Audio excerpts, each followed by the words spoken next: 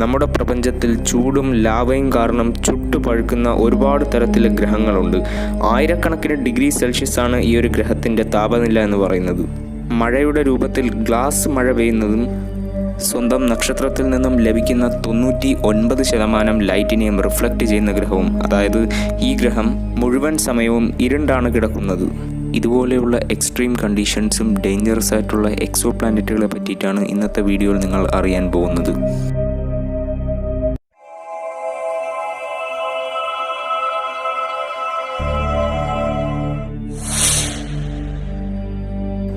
നമ്മുടെ സോളാർ സിസ്റ്റത്തിൽ 8 ഗ്രഹങ്ങളുണ്ട്. ഈ 8 ഗ്രഹങ്ങളും നമ്മുടെ സൂര്യനെയാണ് ഓർബിറ്റ് ചെയ്യുന്നത്. ഇതിനെയാണ് നമ്മൾ പ്ലാനറ്റുകൾ എന്ന് വിളിക്കുന്നത്.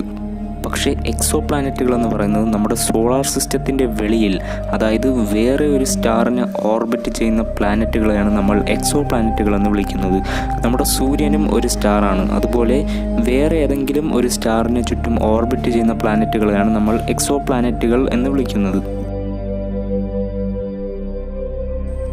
ഭൂമിയിൽ നിന്നും 870.8 ലൈറ്റ് ഇയേഴ്സ് ദൂരെയുള്ള ഒരു സ്റ്റാറാണ് വാസ്പ് 12 എന്ന ഒരു സ്റ്റാർ സിസ്റ്റം. ഇതിന് ചുറ്റും ഒരു എക്സോ പ്ലാനറ്റ് ഉണ്ട്. ഇതിൻ്റെ പേരാണ് വാസ്പ് 12b. വാസ്പ് 12b എന്ന ഒരു എക്സോ പ്ലാനറ്റ് ഇതിൻ്റെ ഹോസ്റ്റ് സ്റ്റാറായ വാസ്പ് 12ൽ നിന്നും വളരെ അടുത്താണ് സ്ഥിതി ചെയ്യുന്നത്. അതുകൊണ്ട് ഈ ഒരു എക്സോ പ്ലാനറ്റ് ഇതിൻ്റെ സ്റ്റാറിൻ്റെ കൂടെ ടൈഡലി ലോക്ക്ഡ് ആണ്. ടൈഡലി ലോക്ക്ഡ് എന്ന് പറഞ്ഞാൽ ഒരു സെലസ്റ്റിയൽ ഒബ്ജക്റ്റ് മറ്റൊരു സെലസ്റ്റിയൽ ഒബ്ജക്റ്റിൻ്റെ ഒരു ഭാഗം മാത്രമേ അതിനെ ഫേസ് ചെയ്ത് നിൽക്കത്തുള്ളൂ. ഇത് മനസ്സിലാക്കാനുള്ള ബെസ്റ്റ് എക്സാമ്പിൾ എന്ന് പറയുന്നത് നമ്മുടെ ഭൂമിയും ചന്ദ്രനുമാണ്. ചന്ദ്രൻ നമ്മുടെ ഭൂമിയുടെ കൂടെ ടൈഡലി ലോക്ക്ഡ് ആണ്. അതായത് നമ്മുടെ ചന്ദ്രൻ്റെ ഒരു ഭാഗം മാത്രമേ ഭൂമിയെ ഫേസ് ചെയ്ത് നിൽക്കത്തുള്ളൂ. അതുകൊണ്ട് തന്നെ നമ്മുടെ ചന്ദ്രൻ്റെ ഒരു സൈഡ് മാത്രമേ നമുക്ക് എപ്പോഴും കാണാൻ കഴിയത്തുള്ളൂ. അതുപോലെ തന്നെ വാസ്പ് 12bയും ഇതിൻ്റെ ഹോസ്റ്റ് സ്റ്റാറായ വാസ്പ് 12ൻ്റെ കൂടെ ടൈഡലി ലോക്ക്ഡ് ആണ്. അതുകൊണ്ട് ഇതിൻ്റെ ഒരു ഭാഗം മാത്രമേ ഇതിൻ്റെ സ്റ്റാറിനെ ഫേസ് ചെയ്ത് നിൽക്കത്തുള്ളൂ. അതിൻ്റെ അർത്ഥം ഇവിടുത്തെ ടെമ്പറേച്ചറും വളരെ വളരെ അധികമാണ്. ഇവിടുത്തെ ടെമ്പറേച്ചർ എന്ന് പറയുന്നത് 3000 ഡിഗ്രി സെൽഷ്യസ് ആണ്. അതുപോലെ തന്നെ ഒരേ ഭാഗത്ത് മാത്രം ഫേസ് ചെയ്ത് നിൽക്കുന്നത് കൊണ്ട് ഒരുപാട് ഗ്രാവിറ്റേഷണൽ പുള്ളും ഇതിന് സഹിക്കേണ്ടി വരും. അതുകൊണ്ട് ഈ ഒരു ഗ്രഹം എന്ന് പറയുന്നത് ഒരു മുട്ടയുടെ രൂപത്തിലാണ് ഇരിക്കുന്നത്.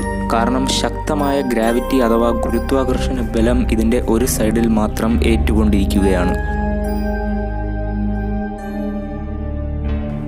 HD 189733b ഇതൊരു ഗ്യാസ് ജെയിൻ്റ് ആയിട്ടുള്ള ഒരു എക്സോ പ്ലാനറ്റ് ആണ്. ഇതിന് നമ്മുടെ ഭൂമിയെക്കാളും 5 ഇരട്ടി വലുപ്പമാണ് ഉള്ളത്. ഇത് നമ്മുടെ ഭൂമിയിൽ നിന്നും 63 ലൈറ്റ് ഇയേഴ്സ് ദൂരെയാണ് സ്ഥിതി ചെയ്യുന്നത്.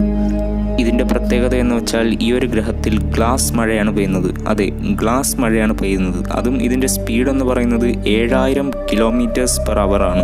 അതും സൈഡ് വേസ് ആണ് ഈ ഒരു മഴ പെയ്യുന്നത്. ഇതിൻ്റെ കാരണമെന്ന് പറയുന്നത് ഈ ഒരു എക്സോ പ്ലാനറ്റിൻ്റെ അറ്റ്മോസ്ഫിയറിൽ സിലിക്കേറ്റ് ആണ് അടങ്ങിയിരിക്കുന്നത്. അതുപോലെ തന്നെ ഈ ഒരു ഗ്രഹത്തിൻ്റെ ടെമ്പറേച്ചറും വളരെ അധികമാണ്. അതുകൊണ്ട് ഈ ഒരു ചൂട് കാരണം ഈ ഒരു സിലിക്കേറ്റ് ഉരുകി അതിൻ്റെ ചൂട് കാരണം അത് അതിൻ്റെ അന്തരീക്ഷത്തിൽ വേപ്പറൈസ് ആയതിനു ശേഷം അത് പ്രസിപ്പിറ്റേഷൻ വഴി ഗ്ലാസിൻ്റെ രൂപത്തിൽ മഴയായിട്ട് പെയ്യും. സോളാർ സിസ്റ്റത്തിൽ വളരെയധികം മനോഹരമായിട്ടുള്ള ഒരു ഗ്രഹമാണ് സാറ്റേൺ. ഇതിൻ്റെ കാരണമെന്ന് പറയുന്നത് ഇതിൻ്റെ ചുറ്റുമുള്ള റിങ്സ് ആണ്.